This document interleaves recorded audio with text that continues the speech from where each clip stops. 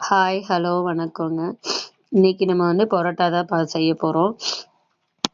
நம்ம எக்கு இந்த மாதிரி எந்த ஐட்டமும் சேர்க்காம நம்ம செய்ய போறோங்க. ஃபர்ஸ்ட் அதுக்கு வந்து மைதா மாவு எடுத்திருக்கோம். மைதா மாவு போட்டு அது நல்லா எதுவும் கட்டிலாம் இல்லாம நல்லா பிசைஞ்சு விட்டுட்டு இருக்கோங்க. அதுக்கப்புறம் சால்ட் சேர்க்குறோம். நீங்க சோடா மாவு வேணும்னா ஆட் பண்ணிக்கோங்க, வேண்டாட்டி ஸ்கிப் பண்ணிக்கோங்க.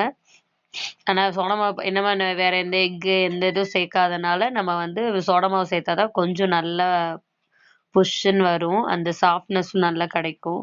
அதனால அதுக்கப்புறம் தண்ணி கொஞ்சம் கொஞ்சமாக சேர்த்து பிசைஞ்சுக்கோங்க. உடனே ஒரே டைமில் எல்லா தண்ணியும் சேர்த்திங்க அப்படின்னா அது ரொம்ப பிசைய கஷ்டமாயிடும். அதனால நம்ம வந்து கொஞ்சம் கொஞ்சமாகவே சேர்த்து லைட்டாக சேர்த்து அதை பிசைஞ்சு நல்லா பதத்துக்கு கொண்டு வரணுங்க. இதுக்கு வந்து பரோட்டாவுக்கு மெயினான ஒரு ரொம்ப விஷயம் வந்து நல்லா பிசையணுங்க. பிசைஞ்சா மட்டும்தான் அந்த பரோட்டா வந்து அந்த சாஃப்ட்னஸ்ஸு அது நல்ல கிறிஸ்பியாக நல்லா டேஸ்டியாக கிடைக்குங்க. இந்த மாதிரி தண்ணி லைட்டாக தான் சேர்த்துட்ருக்கோம். நீங்கள் உங்களுக்கு பார்த்தாலே தெரியும், லைட்டாக சேர்த்து தான் நம்ம பிசைஞ்சிட்ருக்கோம்.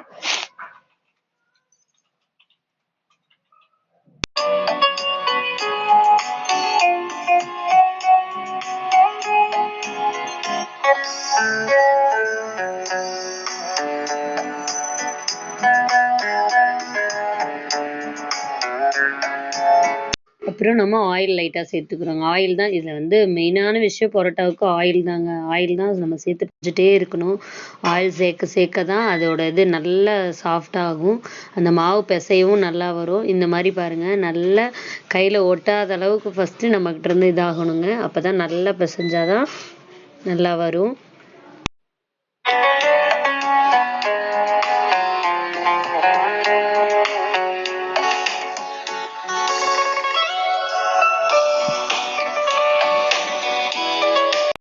இப்போ நம்ம பாத்திரத்துலேருந்து எடுத்து நம்ம கல்லில் போட்டு பிசைய ஆரம்பிக்கிறோங்க. அந்த கல்லில் தான் பிசையணும். அந்த கல்லில் பிசைய தான் நம்ம வந்து இழுத்து இந்த மாதிரி பிசையும் போது தான் அது நல்லா அந்த மாவு பதத்துக்கு நல்லா வரும் பரோட்டாவுக்கு. இப்போ நம்ம எடுத்து என்னால் முடிஞ்ச அளவு மேக்ஸிமம் பண்ணிடு, மற்றதெல்லாம் அவங்க தாங்க பண்ணாங்க. நம்ம வந்து கொஞ்சம் அந்த மாவு பிசைறதுக்கு மட்டும் ஹெல்ப் பண்ணலாம் அப்படின்னு சொல்லிட்டு ஹெல்ப் பண்ணுறவங்க. பார்த்தீங்கன்னாவே தெரியும், நல்லா இழுத்து பிசையணுங்க.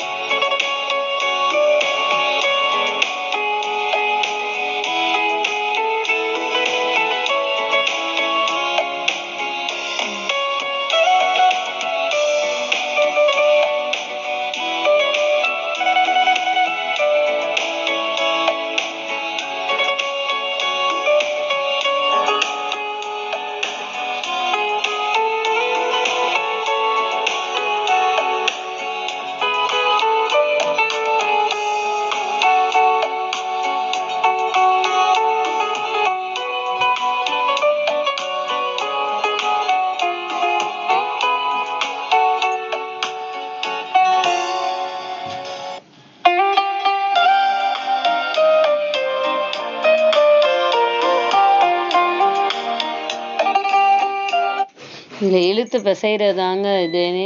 நம்ம அது மாதிரி பிசைஞ்சிட்டே இருக்கோம். கிட்டத்தட்ட மாவு மட்டுமே அவங்க பாருங்கள், அந்த பதம் வந்து இன்னுமே பிசையணும். பிசைய தான் வரும். ஆயில் சேர்த்துட்டே இருக்கணுங்க. ஆயில் சேர்க்க தான் அந்த மாவு வந்து நல்லா பதத்துக்கு வரும். பார்த்தீங்கன்னா கையிலலாம் ஒட்டவே இல்லை.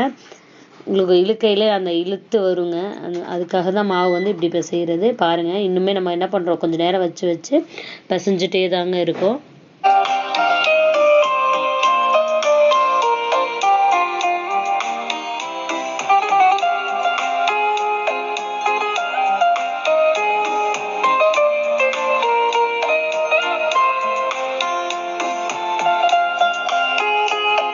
இந்த மாதிரி பிசைஞ்சு நம்ம இந்த மாதிரி இழுத்து அடிக்கிறோம் பார்த்தீங்களா, இந்த மாதிரி இழுத்து பண்ணாதான் அந்த மாவு வந்து அந்த பரோட்டாவுக்கு பிசையும் போதும் நல்லா அந்த தேய்க்கும் போதும் நல்லா இழுத்து கொடுக்குங்க.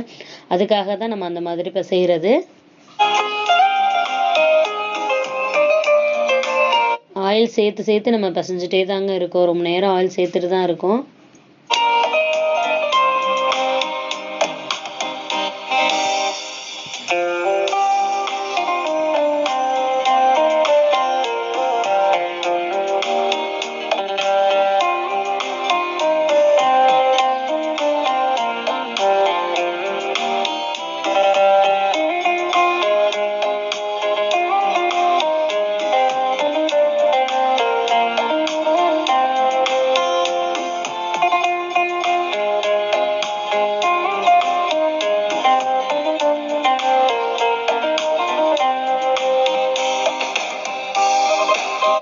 துணி மாதிரி தாங்க அடித்து துவைச்சி எல்லாம் புழிஞ்சு காய போட்டு அந்த மாதிரி தான் நம்ம மாவு பசிச்சிட்ருக்கோம்.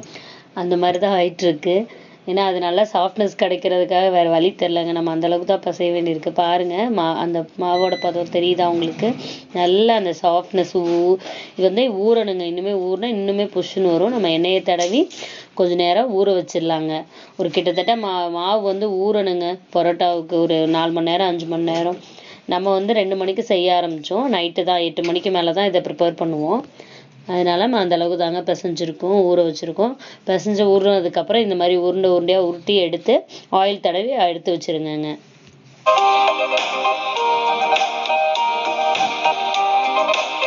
அப்புறம் பரோட்டாவுக்கு சைட் டிஷ்ஷாக நம்ம வந்து என்ன பண்ணியிருக்கோம் அப்படின்னா பன்னீர் தாங்க. பன்னீர் கிரேவி தான் பண்ணியிருக்கோம். செம்மையாக இருக்கும். பரோட்டாவுக்கும் பண்ணியிருக்கோம். இன்னும் புரட்டாசி முடியலைங்க. அதனால தான் நான்வெஜ் ட்ரை பண்ணல. இல்லைன்னா சிக்கன் கிரேவி பண்ணியிருக்கலாம். புரட்டாசி முடிஞ்சதுக்கப்புறம் தான் நம்ம வந்து ட்ரை பண்ணுவோம். அதனால் வெஜ்ஜு தான் ஃபுல்லாகவே. அதுக்கப்புறம் நம்ம அந்த பரோட்டாவை எப்படி தேய்க்கிறதுன்னு பார்க்கலாம். பாருங்கள், இந்த மாதிரி எடுத்துகிட்டு நல்லா ஃபஸ்ட் நம்ம கையாலே பண்ணிக்கலாங்க. கையாலே பண்ணும்போது இன்னுமே நல்லா இருக்கும்.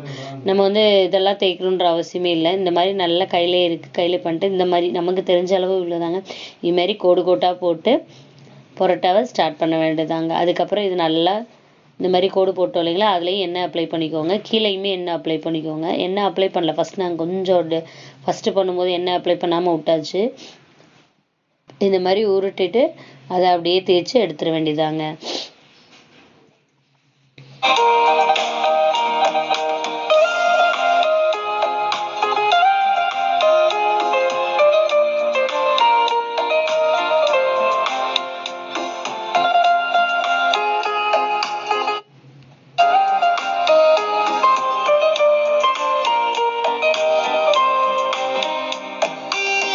நம்ம தேய்ச்சி எடுத்துகிட்டு இந்த மாதிரி தோசைக்கல்லே தாங்க போட்டு எடுத்துருக்கோம். தோசை நிறைய ஆயில் சேர்க்கலாம். பட் நாங்கள் அதை கொஞ்சம் கம்மியாக தாங்க ஆயில் சேர்த்துருக்கோம். பரோட்டாவுக்கு வந்து நிறைய ஆயில் சேர்த்தா தான் நல்லா வரும்னு சொல்லுவாங்க. நம்ம வந்து மாவுல நிறைய சேர்த்துட்டனால இப்போ என்ன சேர்க்க வேணாம்னு சொல்லிட்டு லைட்டாக தான் சேர்த்துருக்கேன். பட் நல்லா வந்துருந்துச்சுங்க. நல்லா சூப்பராக வந்துருந்துச்சு. என்னை பொறுத்த வரைக்கும் எல்லாமே டேஸ்ட்டாக கரெக்டாக எல்லாமே நல்லா வந்துருந்துச்சு. உடனே உதிர்ற அளவுக்கு இருந்துச்சுங்க. பாருங்க, உங்களுக்கு பார்க்கையிலே நல்லா தெரியும். செம்மையாக வந்திருக்கு பாருங்க. நம்ம அதை உடச்சி நம்ம வந்து நல்லா சூட்டோட இது பண்ணி போட்டதுக்கப்புறம் நல்ல சாஃப்ட்னஸ்ங்க. சூப்பராக வந்துருந்துச்சு பாருங்க. அடுத்த பரோட்டா நம்ம இது பண்ணிட்டு இருக்கோம்.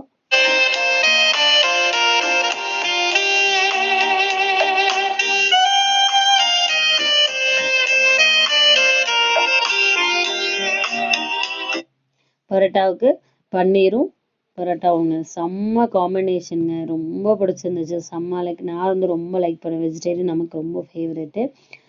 ரொம்ப செம்மையாக இருக்கும். நீங்களும் இந்த மாதிரி ட்ரை பண்ணியிருக்கீங்கன்னா மறக்காமல் சொல்லுங்கள். பன்னீர் பிடிக்குமா உங்களுக்கு? வேறு என்ன சைட் டிஷ் பரோட்டாவுக்கு பிடிக்கும்னு சொல்லுங்கள்.